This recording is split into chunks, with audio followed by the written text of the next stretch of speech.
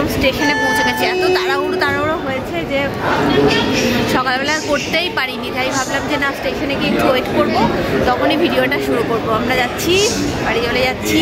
রুদ্র আবার যদিও ফিরে আসবে, কালকে রোড রাত্রে আবার ট্রেন ব্যাক করার। আর দেখো সব পরে নিয়েছি, কারণ এগুলো ব্যাগে নিয়ে যাওয়ার থেকে আমার মনে হয় পরে নেওয়াটাই ভালো। ব্যাগে ওটার দিকেই নজর থাকবে, ভয় লাগবে। বেরোবে না এখান থেকে বসে, সেই জন্য পরে নিলাম জানো তো। রুদ্র গেলে একটুখানি কেক টেক আনতে, আমরা এই এলাম, এসে একবারে প্ল্যাটফর্মে চলে এলাম। ওয়েটিং রুমে আজকে বসিনি, ট্রেন দিয়ে দেবে বসে। কি পেলে না কিছু? রুটি নেই, কেক নেই, কিছু নেই। কিছু নেই বেটু, ইয়েতে ট্রেনে উঠে পেয়ে যাবো, ঠিক আছে? রুটি খাবে বেটু, ট্রেনে উঠে। দূর থেকে ওকে নিয়ে যাও না, নিয়ে যাও। রুটি কিনতে গেল এখন, রুটি কিনতে। এখানে দেখো খাবার নিয়ে এসেছি। সেনকো গোল্ডের ব্যাগে কি আছে ভাবে বোধহয় গয়নাপত্র নিয়ে যাচ্ছি। সেনকো গোল্ড করে আমরা নিয়ে যাচ্ছি হচ্ছে খাবার। রাত্রে কি খাবো, আমি ওই ট্রেনের খাবার একদম খেতে পারি না, সেই জন্য এখানে ম্যাগি বানিয়ে নিয়েছি। কিছু সবজি ছিল না, পেঁয়াজ, ডিম আর আলু দিয়ে ম্যাগি বানিয়েছি। এই জাস্ট বানিয়ে ঠান্ডা করে ভরে নিয়ে এলাম। আর তারপরে তো এসিতেই ঢুকে যাবো, আর তাড়াতাড়ি খেয়েও নেবো, তাহলে পেঁয়াজ দেওয়া থাকলে না বেশিক্ষণ রাখা যায় না। খেয়ে নেবো। আর ডিম সেদ্ধ করা আছে, যদি ডিম সেদ্ধ খেতে ইচ্ছে করে সন্ধ্যাবেলা খেয়ে নেবো, নাহলে ম্যাগি খাওয়ার পরে খেয়ে নেবো। এই আর কি। প্রথমে দেখাচ্ছিল 2 ঘন্টা লেট, তারপর রুদ্র দেখলো না আস্তে আস্তে না লেটটাকে ঠিক, মানে লেটটা ঠিক হয়ে গেল। দেখবে 1 ঘন্টা লেট দূরপাল্লার ট্রেন ঠিক আছে, মানে নর্মাল একটা ব্যাগ। বেশিক্ষণ হয়ে গেলে ওটা ভীষণ বোরিং লাগে। আর 2টো ব্যাগই হয়েছে জানো, একটা ব্যাগে কিছুতেই হলো না। রুদ্র বলে চেপে ল্যাপটপটা নিয়ে যেতে গেলে এত চাপ করলে ল্যাপটপটা নষ্ট হয়ে যেতে পারে, কি দরকার, আমি যাই হোক করে ঠিক নিয়ে চলে যাবো, তাই না? দামি জিনিস নষ্ট করে তো লাভ নেই। পেয়েছিস? কোথা থেকে পেলি? হ্যাঁ, অনেক দূরের দোকানে। তাহলে বাবা বললো যে নেই, দাঁড়ায় ভরছে, এরকম নিয়ে চলে এসছে। ওটা ব্যাগের মধ্যে ভরতে হবে, চল ব্যাগের মধ্যে ভর। আমি জানি না, এই এখানটা বসবি তো তুই, বস। আর একে দেখেছো সাজতে দেখো,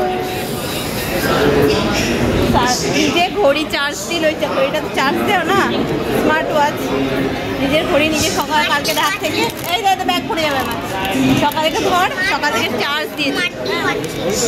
এটা খুঁটি, এত বড় খুঁটি।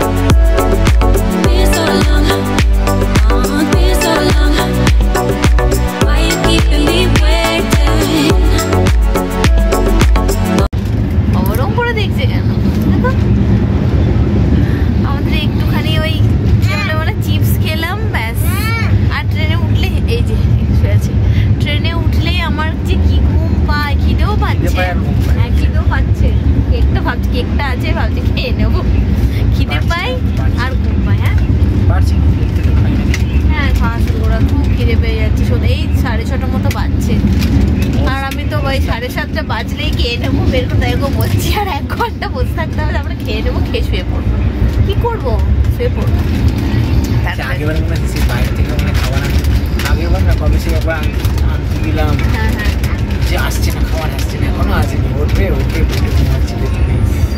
শুয়ে পড়েছিলাম বাইরে, আগেরবার বাইরে থেকে খাবার নিয়েছিলাম। আমাদের বাড়ি থেকে মানে হাওড়া থেকে এখানে আসার খাবারটা নিয়ে অসুবিধে হয়। আমি তো এখান থেকে প্রত্যেকবারই খাবার বানিয়েই নিয়ে যাই, বাড়ি থেকে আসার সময় অসুবিধা হয়ে যায়। আর আমার ওখানে গিয়ে আর ভাল লাগে না রান্না করতে। রান্না এখানে সারাদিন সবসময় রান্না এসব, আর তারপরে আর ভাল লাগে না। তাছাড়া ওখানে জোগাড় যন্ত্র সেরকম থাকে না, কি করবো মাথাতে আস্তে আস্তে সময় বলো। এবার যখন আসবো করে আনবো, খুব অসুবিধা হয়েছে। হ্যাঁ এখন তো গিয়ে আর রান্না করতে হবে এই চিন্তাটা নেই, দিদিটা আছে করে নেয়, ওটা একটা শান্তি, ভীষণ শান্তি। আমাদের এই সিটটা না, আমাদের এই দেখো এই উপরের একটা সিট আর এর ওপরের একটা সিট একটু পরে উঠবো একবারে। কি এখানে দেখি কেউ বিলাসপুর আসছে তো এখন, যদি কেউ ওঠে তো উঠবে এখানে। দেখো উপরে উঠে বসে আছি, হ্যাঁ ওরকম উপরে খেয়ে নিলাম। আর ম্যাগি এনেছিলাম, ডিম সেদ্ধ এনেছিলাম, সব খেয়ে নিলাম। ম্যাগি খেতে পারলাম না, ফেলে দিলাম। যা হোক একটুখানি খেয়ে নিয়েছি, ডিম খেয়ে নিয়েছি। এবার একটু মিষ্টি দই কিনেছে রুদ্র, ওটা একটু খেয়ে নেবো। খেয়ে দিয়ে শুয়ে পড়ছি। কটা বাজে এখন? 8:10 হয়তো হবে বাজে। আর আমার এত জোরে এসি চলছে। যখন আমরা এলাম বেশ সুন্দর ছিল, তারপর আরও কিছু লোক উঠলো। এবার কেউ বলছে কম জোরে চালাতে, কেউ বলছে আস্তে দেরি করতে। গিয়ে এসিটা এত জোরে চলছে যে আমার নাক একটুখানি ঠান্ডা ইয়ে হলেই আমার নাকের প্রবলেম শুরু হয়েছে। হাঁচি হেঁচে হেঁচে ভাঙর হয়েছিলাম। ওষুধটা আমি সঙ্গে করে এনেছি, আমার নাকে স্প্রে করলাম। কিন্তু এই সর্দি সর্দি ভাবটা যেতে এখন টাইম লাগবে। খাওয়ার জিনিসটাই যে আসছি, এই যে এই আর আমাদের শীত পড়েছে, এটা রুদ্র, এটা আমাদের মানে পাশাপাশি। এরকম কখনো হয় না, উপর নিচ হয় বা এদিক ওদিক হয়, কিন্তু এরকম হয় না। তো এবার এটা হচ্ছে, এটা তো একদম করছে কি বলবো না গো, আমার শরীরটা একদম জ্বালাতন করছে না। আমাকে দইটা একটু দিয়ে দাও, আমরা খেয়ে নিই, শুয়ে পড়ি। চলো আজকে আমরা শুয়ে পড়ছি। চুপটার অবস্থা দেখো। আচ্ছা বেশ, আমি তো শুই তো। মিষ্টি দইটা একটু খেয়ে নিই। চলো আবার কালকে সকালবেলায় কথা বলবো তোমাদের সাথে। আজকের মতো গুড নাইট করে দিলাম। এই যে উঠছে গুড মর্নিং। উঠে পড়েছি সকাল সকাল, সকাল সকাল উঠে পড়েই দেখো ঠান্ডা চপ, কিচ্ছু খাবার নেই। দুটো কালকে একটুখানি খাবার নিয়ে ওঠে, একটু বিস্কিট নিয়ে উঠে। এখন এই খড়গপুর তো নামলো, দেখলো সামনে কোনো স্টলও নেই। কফিও খাবো একটু পরে, এটা খেয়ে ঠান্ডা চপ খাবার নেই। এখনো নামি না, আজকে 10টা বাজবে, খুব লেট করতে করতে। একটু খেয়ে আমরা হাওড়া পৌঁছে গেছি। যা কষ্ট করে হাওড়ায় পৌঁছালাম গো, আর ভিডিও করার মতো কোনো এনার্জি ছিল না, সেই জন্য আর ভিডিও করিনি। আস্তে আস্তে বা অনেক দেরি হয়েছিল। আর কি আজকে আমরা দাঁড়া কথা বলছি তো, আর আজকে পাকামো করে কি করেছি, ভাবলাম যে হাওড়া আসতে ট্রেনটা প্রচণ্ড লেট করছি, হাওড়া ঢুকতে ঢুকতে আমরা বাড়ি পৌঁছে যাবো। সাঁতরাগাছিতে নেমে যাই। এবার সাঁতরাগাছিতে নেমেছি, তারপর ওখানে বৃষ্টিতে তোর বাবা না শুনতেও পায় না নাকি কেয়ার করে না, আমি সেটাই বুঝতে পারি না। দেখছে যে এখানে কথা বলছি, একটু দেখি কি বলছে ছেলেটা। তারপর কী হয়েছে, হ্যাঁ সাঁতরাগাছিতে হয়তো বৃষ্টি হয়েছে, এত জল জমে গেছে। সে কোনো রকম লাইন দিয়ে দিয়ে দিয়ে দিয়ে কত রোদ্দুর উঠেছে তখন, সে কোনো রকম লাইন দিয়ে দিয়ে আসলাম। বাস পায় না, টোটো পায় না, ওলা ট্যাক্সি কিচ্ছু পাচ্ছিলাম না।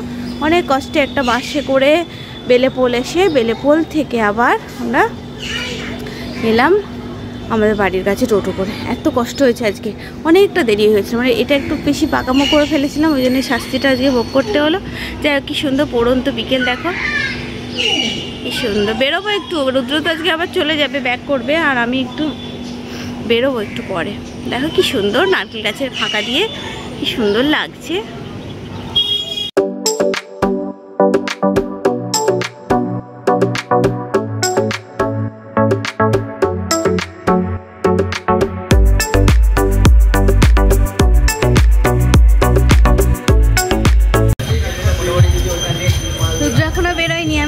বেটুকে খাইয়ে ওকে একটু দিতে যাচ্ছি। ওই আমি গান শেখাতাম, ওই ছোট্ট মেয়েটা এখন বড় হয়ে গেছে, ও বলছে ওদের বাড়িতে যাবে, খেলবে, তো একটুখানি দিয়ে আসি। আর এসে রুদ্র বেরিয়ে যাবার পরে হ্যাঁ রুদ্র বেরিয়ে যাবে, তো একবার আসবো, এসে আবার বেটুকে নিয়ে একটু বাজার দোকান আছে। আর বলো না, এক্ষুনি জুতো কেলেঙ্কারি হলো। আমি আগের বারে শ্রীলেদার্স থেকে জুতোটা কি সুন্দর কিনে আনলাম, টাকাটা বড় ব্যাপার না, একটা পছন্দ আছে তো না, সুন্দর পছন্দ করে কিনে আনলাম জুতো নিয়ে। আর এখানে ঘরে এসে দেখছি জুতোটা, বাবা বললাম আমি তো গুছিয়ে রেখেছি। সত্যি আমাদের একটা জায়গায়, এখানে একটা জায়গাতেই জুতো থাকে, অন্য জায়গাতে তো জুতো থাকে না, জুতো উপরে ওঠে না। আর সে এত তন্ন তন্ন করে খোঁজাখুঁজি করলাম সবাই মিলে, সেই জুতো আর পাওয়া গেল না। কি করা যাবে, এখন আমি বেটুকে ছোটো মাদের বাড়িতে দিয়ে আবার শ্রীলেদার্স থেকে একটা জুতো কিনে নেবো, নাহলে বাড়ি পর্যন্ত যেতে পারবো না। এই জুতোটা যেটা পরে এসেছি না, এটা মানে কোনো গ্যারেন্টি নেই, যে কোনো মুহূর্তে ভেঙে ছিঁড়ে হয়ে যেতে পারে। চলো আজকের মতো এই ভিডিওটা এখানে, আজকের মতো এই ভিডিওটা এখানেই শেষ করছি। খুব তাড়াতাড়ি নতুন ভিডিও থেকো, ঠিক আছে? চলো টাটা।